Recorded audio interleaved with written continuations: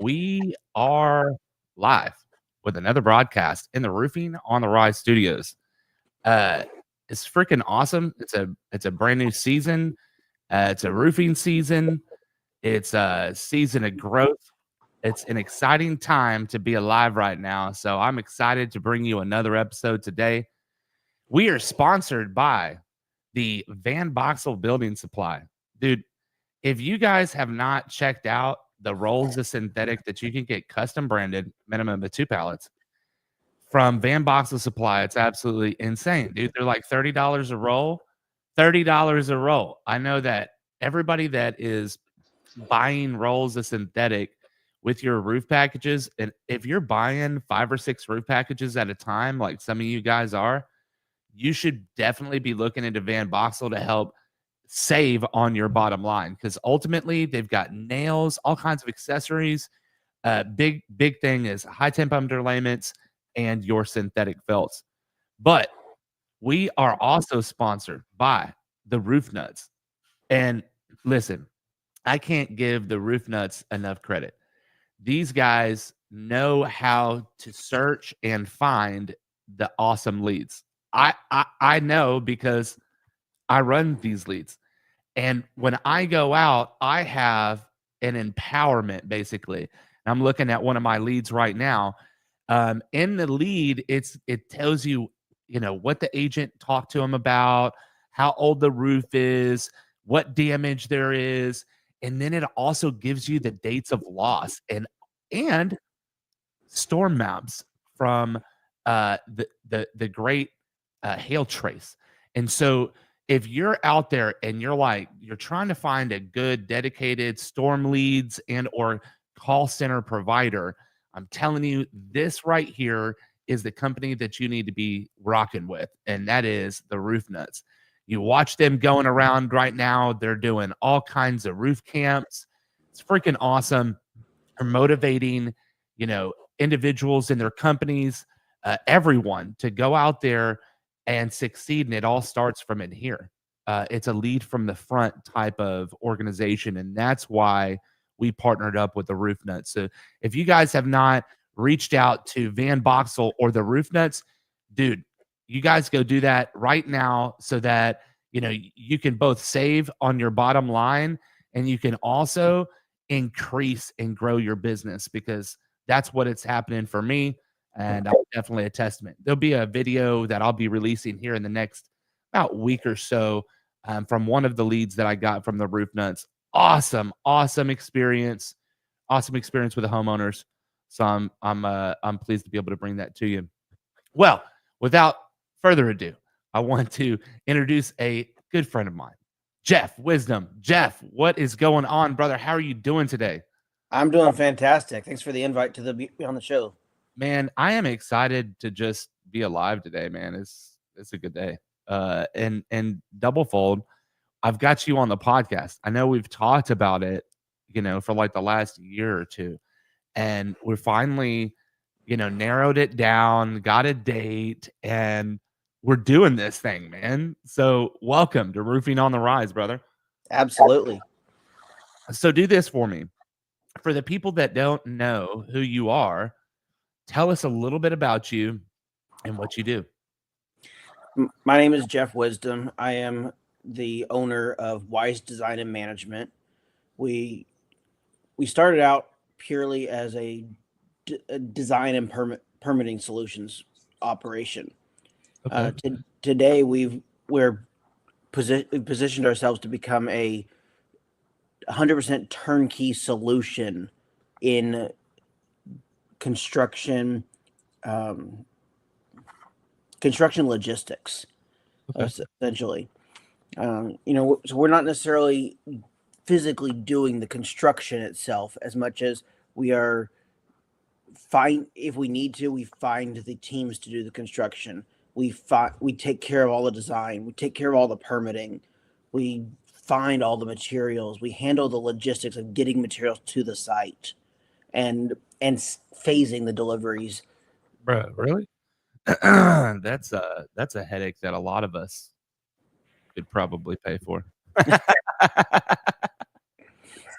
And a lot of that's a lot of that. In fact, the delivery and the element of it is that we're working on. That's the newest piece we're working on getting implemented. It because we've been basically screwed by deliveries on past projects.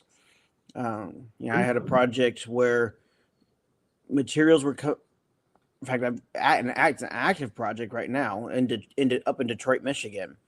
We have materials coming out of Virginia that, for some unknown reason, got sent to Denver. What?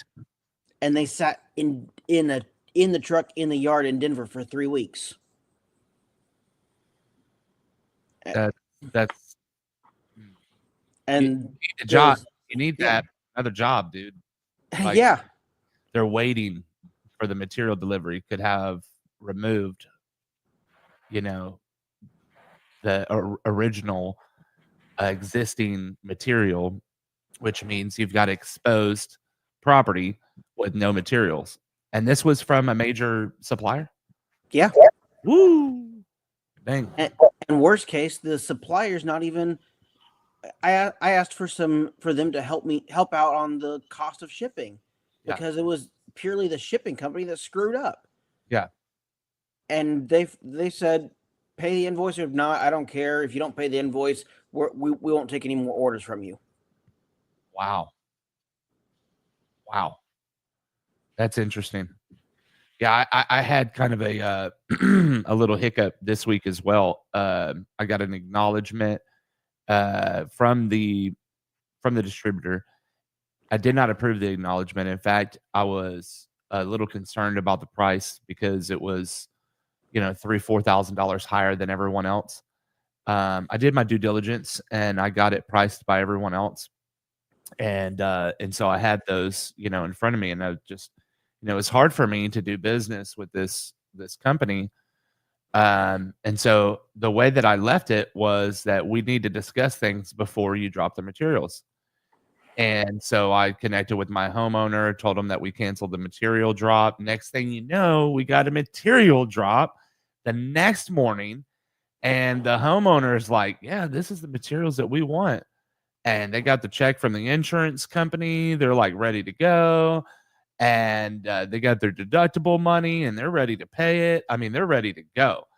And I'm stuck between a rock and a hard place because it's like delivering the brand new car that Uncle John wants and that he's been dreaming for like the last 35 years.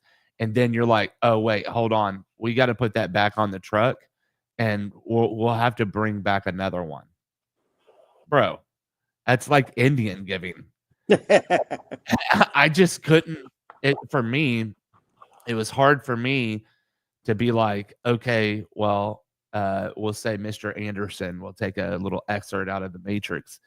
Mr. Anderson, I'm sorry, but we're gonna have to take this back. I just couldn't do that. I wanted to be able to provide the quality, and my name is Lux Roof Company. Okay, so I want the experience to be luxurious, to be top of the line, top notch. And so we went ahead and, we worked things out. We talked to the supplier. I was definitely not happy with the supplier. I made that very clear to their office, who I did business with, the office that delivered the material. Everybody knew. And I was very tactful with it. But at the same time, I'm not the only one. This is why you started your company, right? You had a delivery that was messed up, or at least this portion of the company, right? You just kind of had a new focus. And I love that because ultimately there are a lot of people in the industry that deal with this type of headache, and this could help alleviate some of that. So explain a little bit more about the delivery. They didn't make anything right. As of right now, they haven't done anything to make it right. No, they haven't. Man, that is definitely it's definitely not, that's not a good thing, and manufacturers and distributors, they've already had like such a huge hit here recently because, everyone's starting to wise up with all the people that are doing excerpts about distribution and how they operate, down to budget supply. Brian McSteen, big shout out to Brian McSteen. Brian, you're an inspiration to a lot of people, and your formation of budget roofing supply down in McAllen, you faced a lot of heavy opposition from the big organizations that have controlling interest in the material delivery sphere of the roofing industry, and you just kept trucking through it. Um, you know, these types of things just continue to happen, and that's why people like Brian come into business and people like yourself go into business and have that core focus to go after those people that have been wronged by distribution and can help both alleviate their mistrust for the industry and give them somebody to lean on again, which is huge because for us business owners, we already have a problem with delegation, and so delegating that responsibility of material delivery to someone is a big responsibility, and then for them to do something like they did to you is, in my eyes, atrocious. Absolutely. So how are you navigating this? So what is your main focus? How do you bring the innovation? What's the customer experience like with your company? So we are providing that very similar to you, that very luxury, that luxury line turnkey solution.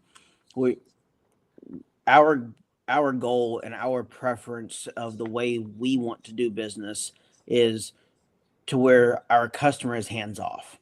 One other than like some smaller projects, other than just picking out what they want design wise, like finish wise, what they want to see at the end, and paying invoices. That is our goal, is that the customer can be hands off, and we can provide that turnkey solution, very much like what you would expect if you go into like a Nordstrom's or a very high end retail center.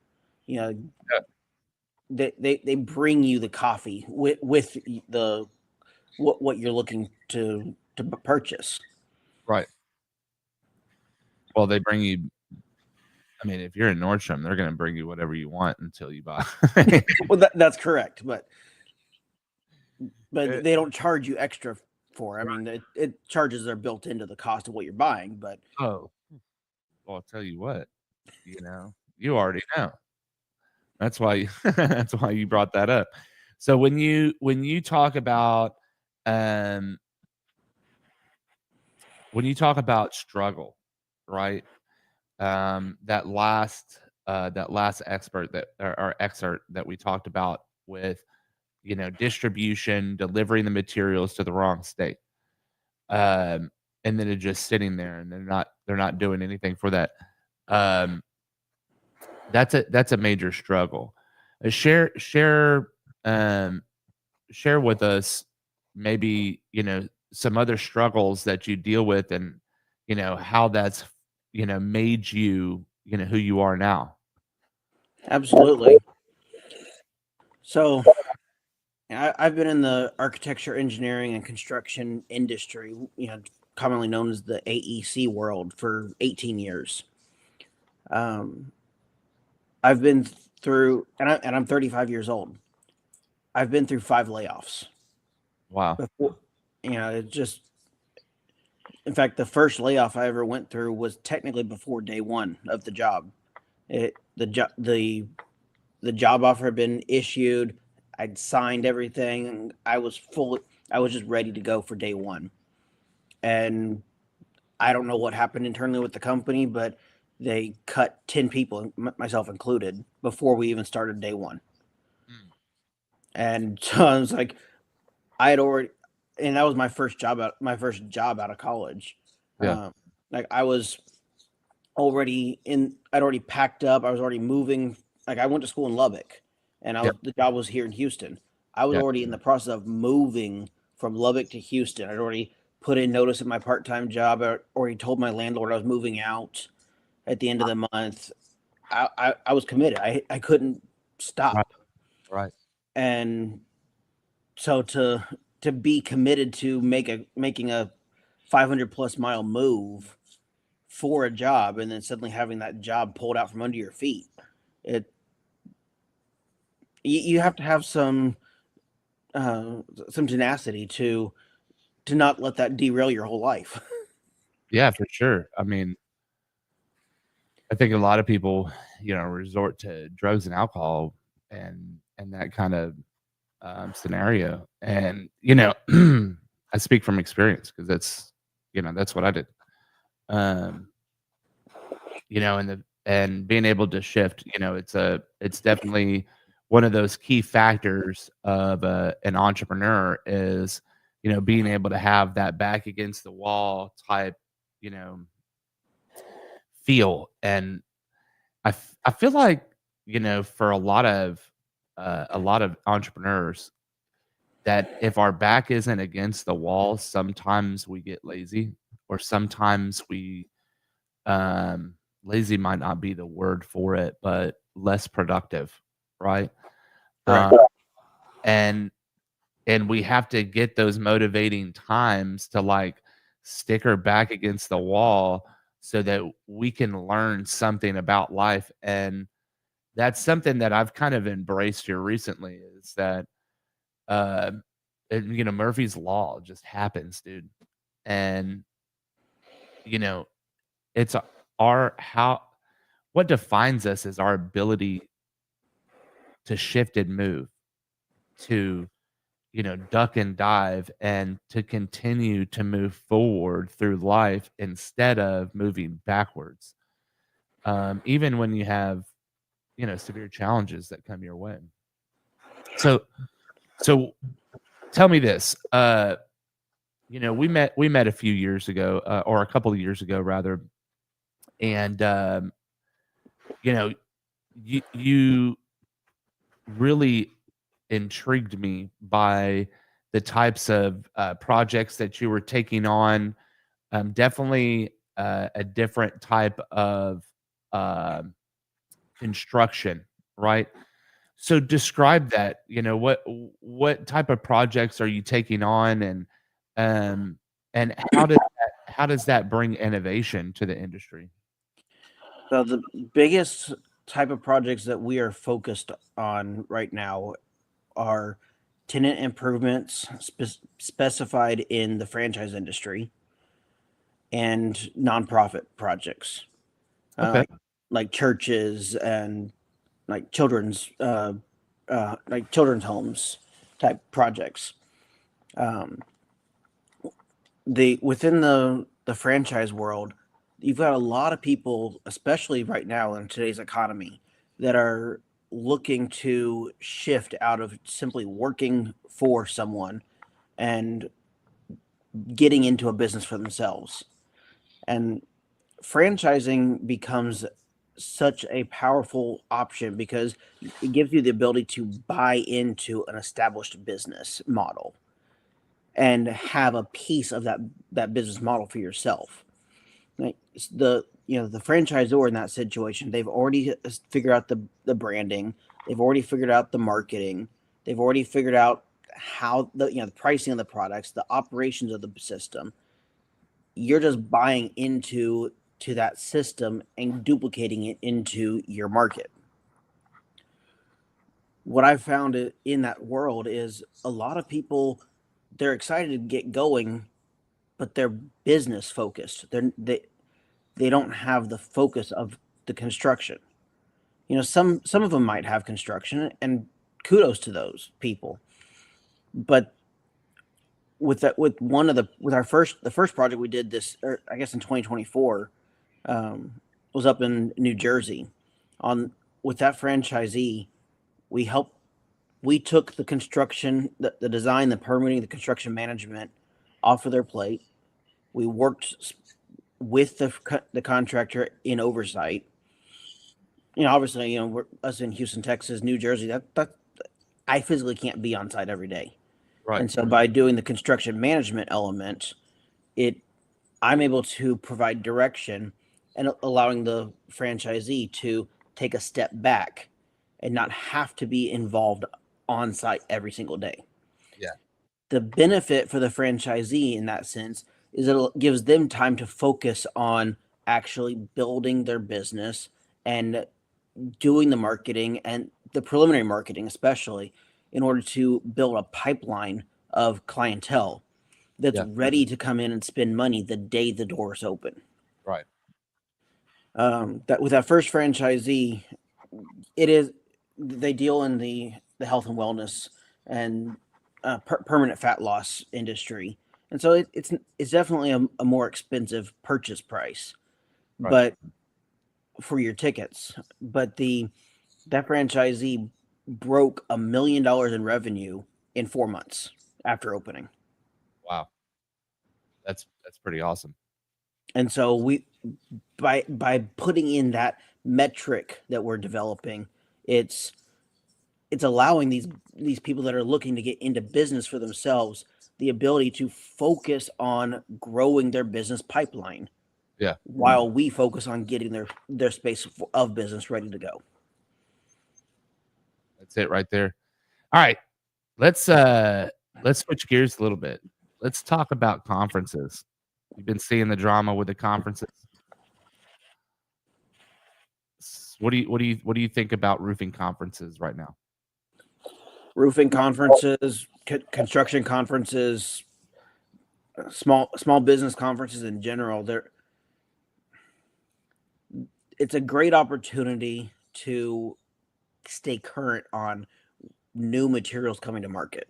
Yeah. Making connection with suppliers like Van Boxel and being able to put your branding on the materials. Yeah. That on its own right is huge. Branding is the biggest thing in the world right now to generate success. Oh yeah. Yeah, I think I didn't go to IRE, but I seen a clip of someone that had this thing called a roof coffin or something like that. And basically you put a bundle of shingles and the roof coffin, cut a piece of the ice and water, cut a piece of the underlayment, and you put everything in there, copy the contract. That way the property owner has basically everything that was used before, and if they need to do repairs, they've got the bundle of shingles right there, which is kind of cool.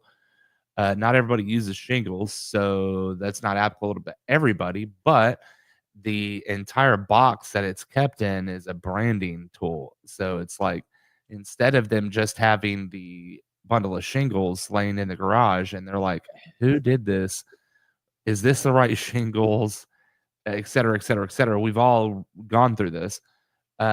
You got like this nice little branded box, and that's free branding. They did not pay me to say that. It was just an awesome video that I seen. I think TJ McCormick posted it. Shout out to TJ McCormick. Uh, there's a lot of big changes, right? Like when the storm's going through a lot of changes. It's gone through a lot of changes in the last 4 years, I would say. Some massive changes. I'd like to see the direction that it's going. I see the people that are involved: Raymond Little, Jonathan Sherwood, a few others that are a part of the team in the background that are helping. I think that's good. It's positive. I made a lot of connections. I made a lot of money by going to Win the Storm. Like, no lie. They didn't pay me to say this.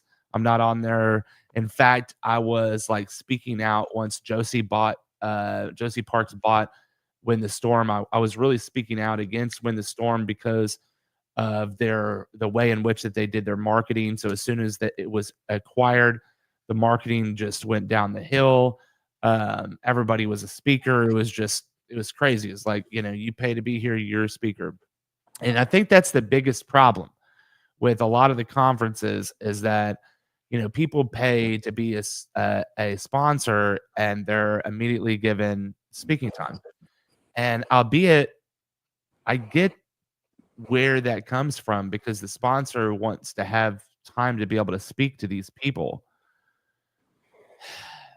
But there's got to be a give and take. Like, it can't be an infomercial. Come give some valuable information to people, and then they'll naturally come and say, "Dude, what was it that you do again? Oh, yeah, that's right. Okay. I wanna open an account with you, or I wanna do business with you." And ultimately, what these conferences have done is just, like, made a cesspool for, uh, you know, drunken revelries and, just connections, which ultimately connections, that's not a bad thing. If you went alone for the expo floors, then you're gonna make more connections than you would if you would've been networking all year, really. And I mean, if you don't network in your normal community, then that's something that you need to start. And if you follow me on Facebook, you'll see me going into networking events. I'll work all day long and then I go to a networking event. And I don't want to go. Like, I got to come home, shower, change, be on. Like, I got to turn on and go out there. It's a pain in the butt, but hey, we got to do this, to be different, to be top of mind, to brand ourselves. Branding's freaking everything. Um, and ultimately, this is the roofing industry. So people look down on us. So we need to like clean this thing up. We got to be the best that we could be. All right, next. What do you think about Doge? We can get into politics a little bit, uh, if you want. Like, this shit is crazy, dog. Like, my wife sent me a a message the other day, and she was like, "I need you to tell me 5 things you did around the house last week." It's unjust, dog. It's unjust, bro. Like, okay, it's probably doing some good. It is doing some good, but holy shit. There's some things that uh, going on that I think are kind of overstepping bounds, but but the big picture I personally think is going to be a huge and positive impact for our country. Absolutely. Biggest thing being eliminating the corruption and cleaning up the financial systems. Yeah. There was a I was reading about a post the other day that of just some of what they've uncovered with the cleanup. There was I w- don't quote me on that because I don't have it in front of me, but I want to say they found a guy somewhere in Louisiana that somehow had 36 different social security numbers, 36 different identities, and was collecting 36 different social security payouts on a monthly basis to the tune of $1.1 million a year. Bruh. That's a lot. That's big time fraud. Yeah. And Doggy found that out. It's like, Yeah, that's a lot. That's nuts. So, okay, what do you think about the Cybertruck? So, since we're on this DOGE, let's talk about the Cybertruck just a little bit. What do you think about it? so I'm torn by that one as well. I understand the purpose of it in being something that's different and stands out. Yeah. Um, being someone that lives and breathes design, I think it's absolutely atrocive. Yeah. And it looks hideous. But at the same time, I understand the purpose of being different because it stands out and you see it wherever you go. That's freaking hilarious. I think the entire premise of the of the whole truck, the whole look is just garbage. I think it looks like a rolling uh Trash can?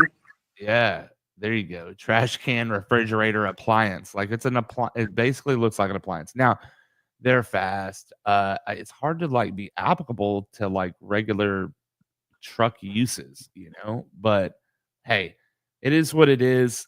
Some people like it. I think, for a branding perspective, because it's so atrocious looking, when you put a brand on it, it's like, dude, they paid over $100,000 for that trash can. Let's call them. It works. You know, it's like a billboard that you stick up in the sky, but it's rolling around on wheels instead. Yeah. So, uh, what do you like to do, man? Like, what's your biggest hobby? I haven't gotten to do it in a number of years, just because I've been busy with work, busy with family. But growing up, my biggest hobby was sailing. Oh, Um, okay. and I got a chance to growing up. I got a chance to be part of the Sea Scouts program, which is an arm of the Boy Scouts of America, or I guess now Scouts BSA or Scouting America. They've rebranded a couple of times.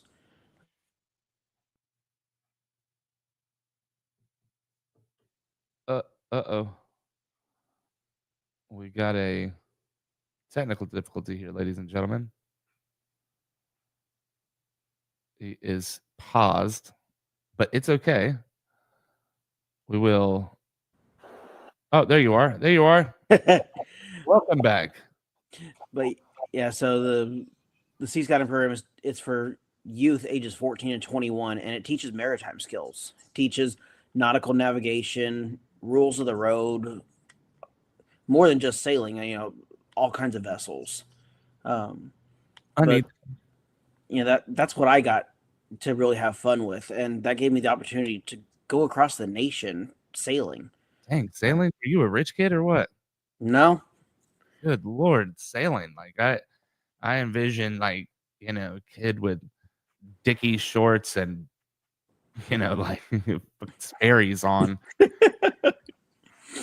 Hoist the mainsails. I've never done that. Like I'm jesting right now. I'm kind of poking fun, but I think the reason why, because I'd like to do that someday. Like I'm inwardly somewhat jealous. Okay, so don't take that offensively. You know, speaking of the one of my friends over at Chad T. Wilson Law Firm, good law firm to send any first party insurance claims to. By the way, they do not pay me for that. They have been a awesome sponsor to our company. They've been an awesome sponsor to a lot of events, and they're just an awesome company. But they do sailing. That's kind of a, you know, part of their brand thing. They've got like the anchor, and uh, it's just a really cool little tool there. But anyway, sailing has always kind of been like one of those things I want to do along with flight. Like I want to fly. Like I like jets. That's my thing. So people, you know, poke fun at that all the time, but ultimately I like if I can fly on JSX, it's a semi-private option. I pay a little bit more, sometimes a lot more than a regular ticket to go to like Dallas or wherever I'm going. But yet I get that experience of having a lot of the portion of the plane, a lot of leg room. Um, you know, nobody's messing with me. Really, really good service. I'm on the tarmac. There's no security. I check in 15 minutes before my flight. It's something I really, really like. But uh, you know, outside of that, like I want to fly a jet. Like I really want like uh, a a jet, like a like looks like a fighter jet, right? They sell these to people. All right. They sell F-16s to just people. All right. Give me an F-16, dog. That's what I want to do. All right. Um, yeah. Weird fact about me though is I can't see blood. So if like, especially my own blood, I was me and my daughter, we had a daddy daughter date yesterday. We were talking about this, and she's like, "Well, your own blood too, right?" And I'm like, "Oh yeah, if I see my own blood, like I'm just like out, bro. I think it's weird, but you know, put me in a jet and I'm fine." Uh, funny you bring up jets and flying semi-private. One of my friends is in the process of establishing a new semi-private airline company, that's right. but with that company, it's going to be providing more than just the semi-private flight. It's going to be providing point-to-point service. So Transportation when fully. you buy a flight from them, they're going to include the limo service that picks you up at your home or your office, takes you through the basically you'll have TSA pre-screen, and they'll literally deliver you to the steps on of the plane.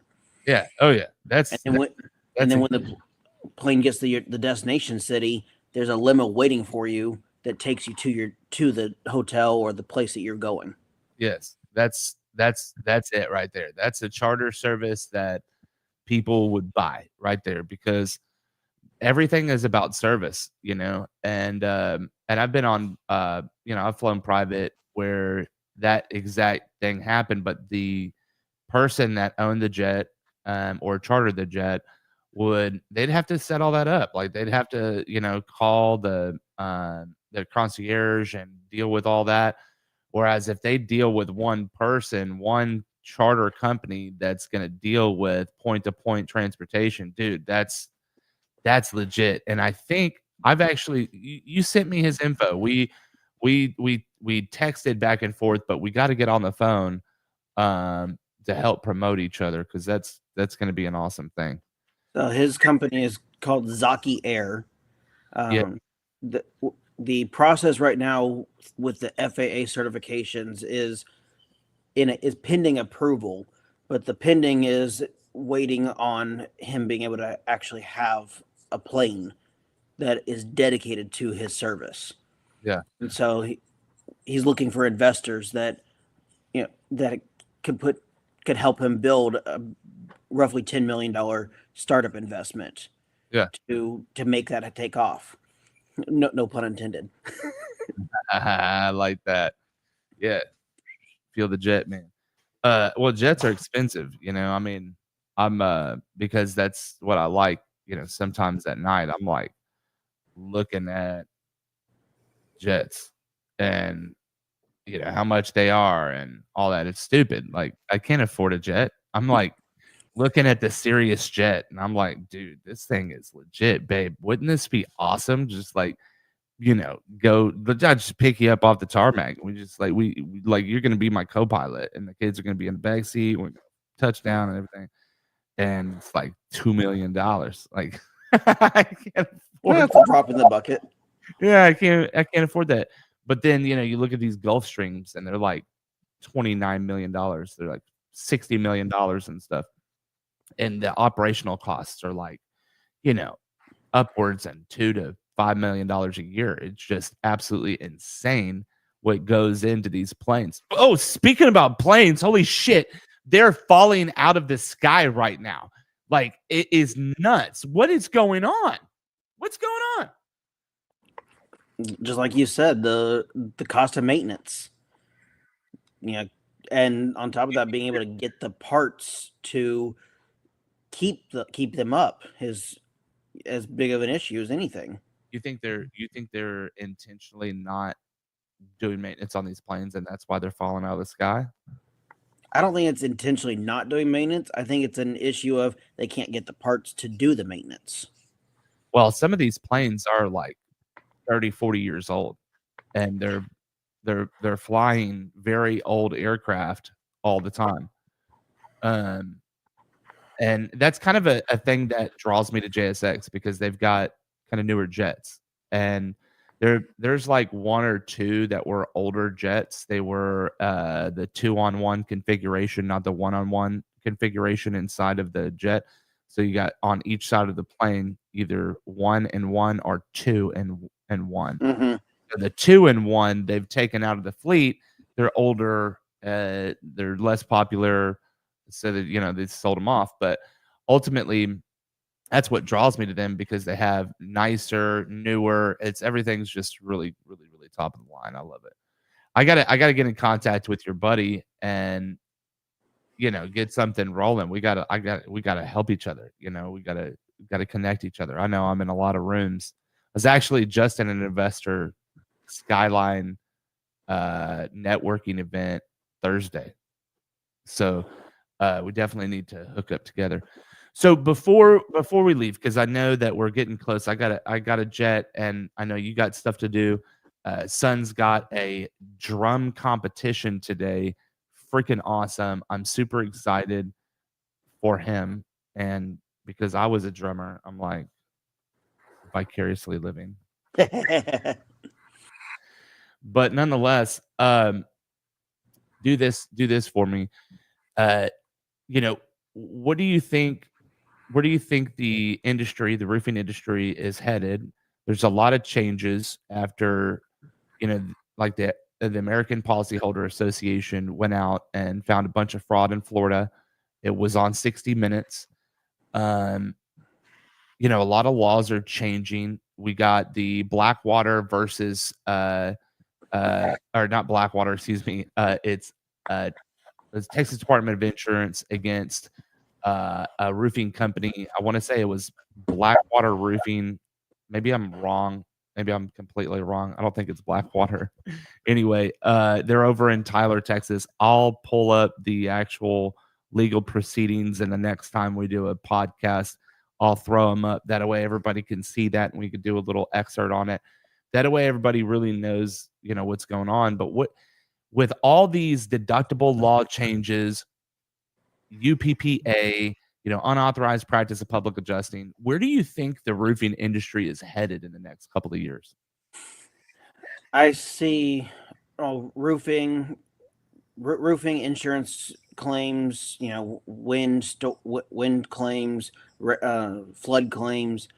I see some major evolutions to the way the operations are handled from start to finish for the claim as a whole, being just a complete evolution. We've had so many storm claims come up in the last couple of years, and people have been paying on their insurance policies for years. Yeah. And the insurance companies are trying to be a business that's trying to generate a profit instead of being an insurance company. Right. And I've seen so many people get screwed out of their homes. Yeah. Back during the 2021 freeze that just devastated so many people in Houston, there was a client I was working with. The part of my bid was going to be putting a new roof on the house because it needed a roof. Yeah. But they had 14 bursts in the pipe throughout their house.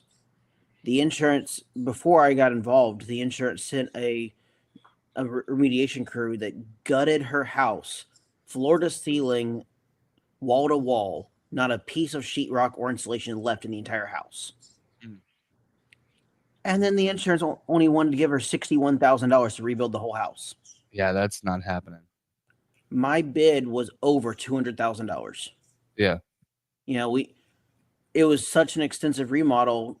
We were going to have to repipe the entire house, re-roof the entire house, new windows, because it sat vacant long enough that she had, because it was not habitable, that kids and just people being dumb were breaking windows. Yeah. They weren't getting into and stealing things. They were just breaking windows to break windows because it was a vacant house. Yeah. That's unfortunate. And it's just literally, other than without the foundation and the wall framing, it was building a new house. Yeah. And it's like, you want to give what?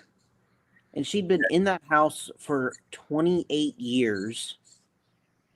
She was widowed in her 70s and retired. Yeah, so I think, reform, would help this a lot. People bag on me all the time for wanting more regulation, more reform, but more regulation and more reform, dude, we're dealing with stuff like this on a day-to-day basis. I got a friend of mine, she's a widow, same situation, not exactly the same, but close, very similar. And it's sad. Like we get to help these people. And when we help these people, we have to navigate with insurance carriers that aren't held to the same standard that we are.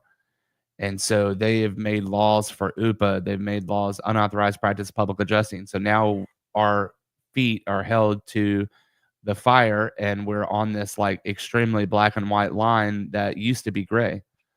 And it's making our jobs harder to help protect the policyholder. But that is why people like the American Policyholder Association. Big shout out to Doug Quinn and Heather Shapter, awesome individuals, and everyone else that's involved with that organization. Super innovative for our industry to jump in and fight for the policyholder. Now, we need more of that on the contractor side. We need people that will take a stand and go to Austin, people that will take a stand and go to their Capitol building. Put your capital here. For us, it's Texas, so it's Austin. So everybody, we need to sign petitions. We need to do a march. We need to go down to Austin, and we need to make a stand and let the government know that there needs to be reform in the insurance industry. Otherwise, there's going to be continuation of what happened in Louisiana, what happened in Florida, and what is happening in the Carolinas, and what's happening now in California. It's all across our country now, and these insurance agents and or insurance carriers are the ones that are, in there telling people not to file a claim so that they can get a bonus. It's just like it's nasty. It's dog eat dog. It needs to be regulated. They've got insurance licenses. So pull the licenses. Do something right. We've got to do something right for this industry. That, and when it comes to insurance, the biggest thing that people need to remember and understand is it is okay to ask your adjuster for a recommendation on a contractor, but it is 100% against insurance policy for the insurance adjuster to require the use of a specific contractor. Yeah, I know. That's torturous interference. I actually have that in my contract. And I think it's super important. Actually, I think I got that from the APA. I can't remember exactly where I got it, but anyway, it's an awesome form, and it's a part of the back of my contract where we put the insurance carrier on notice. We're like, listen, we don't stand for insurance fraud.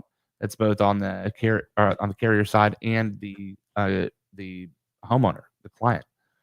And I say that very blatantly to the client. Like, if I feel like you're in any way trying to misrepresent this claim, I'm going to turn you in. I do not have the time to deal with frivolous garbage, and I've got a family.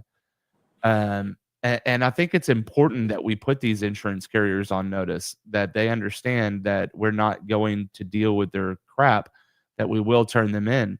Ultimately, we're one individual, but if we get together, then we'll be a collective. And I think that's really what the APA is doing. And I think that, more contractors should get together and do that, not necessarily a conference, but that we get together and we do something right for the industry. Everybody's so quick to hold a class that benefits them or hold a training that benefits their materials that they're selling or whatever.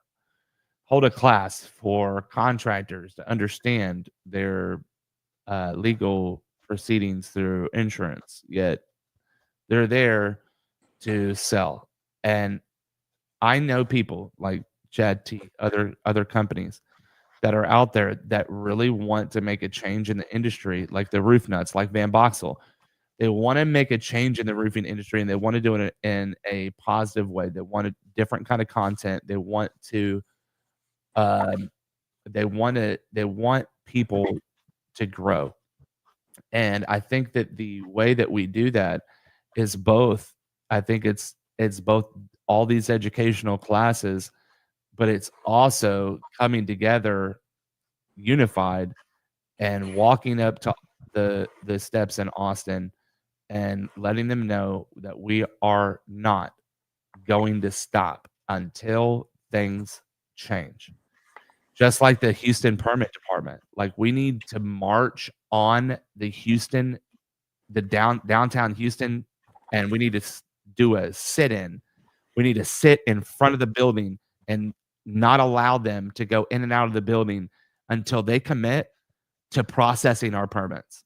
Period. This is garbage. The way that construction has been operating, it's trash. We need to make a change. But I'll get off my soapbox. What do you think is the biggest takeaway for somebody watching this episode today? The biggest takeaway I'd say is there's evolutions to the system that are coming. And ironically, I was just reading a thing a couple days ago that is so powerful to think about, in that, we think of, we just say, system, and it's everything as part of the English language, but think of the word system as an acronym. And that's exactly what our company is doing, and that acronym is save yourself time, energy, and money. Oh, wow. That's good. Got the air horn on us. I don't even know. That didn't work. Where is it? There we go. I don't know if that'll come through. Sometimes it does. Sometimes it doesn't. I need to memorize those. Dude, system. I love that. Say that again. Save yourself time, energy, and money. Save yourself time, energy, and money. System. I love it. Ladies and gentlemen, it's been a live stream here in the Roofing on the Rise studios, where we bring you innovation and education in today's market. Today, and what's awesome is recently we've picked up Van Boxel Building Supply. They're up in this top left-hand corner if you're watching, right-hand corner if you're the one that's presenting. And what they do is they have an amazing discounted supply store, everything from flooring to roofing materials. And specifically because we're in the roofing industry, they have awesome underlayments at $30 a roll. And some events, they sell it for under $30 a roll, which means that their price continually goes down. It doesn't go up like main distribution. And if you are in roofing, you know that distribution is giving us another high price hike, anywhere in between 10 and 20%. A 10 and 20% price hike is absolutely insane, and it is going to be translated to our clients. When you do business with Van Boxel Building Supply, you're able to keep that steady pace. Also, RoofNuts. Dude, they jumped on as a sponsor, and not only have we grown, but as a company, as my business, Lux Roof Company, we have grown because we're able to be in front of these clients that we wouldn't have been in front of before. Maybe going into neighborhoods that we knew about, but we didn't think that there was damage over there. Specifically, I'll tell you what, they will put you in the spot that you need to be. Like telemarketing leads, not every single one is going to be a slam dunk. Sometimes you got to go out there and tell the client that they don't have any damage, but maybe their roof is new or whatever. There's a lot of different circumstances that comes into that. But I'll tell you right now that more often than not, you're going to get a lead that's going to land you on a roof that you're going to close. And I closed one last week, about to collect the depreciation from the insurance company. Let's go RoofNuts. If you're wondering how you get a hold of RoofNuts, you click right here. There is a link. It says get leads from RoofNuts. If you're watching live right now, you can click the link, get leads from RoofNuts, and it will take you directly to their page. And also, how do you get materials from Van Boxel? Click the link, dog. And if you miss it right here, scroll down. It's down at the bottom as well. We thank our sponsors, and we thank you, Jeff, for coming along. This was an awesome ride today. Heck yeah, it was. Thank you so much, guys. Have a wonderful day. Have a blessed Sunday and Saturday. Go out and kill it. Roofing on the Rise.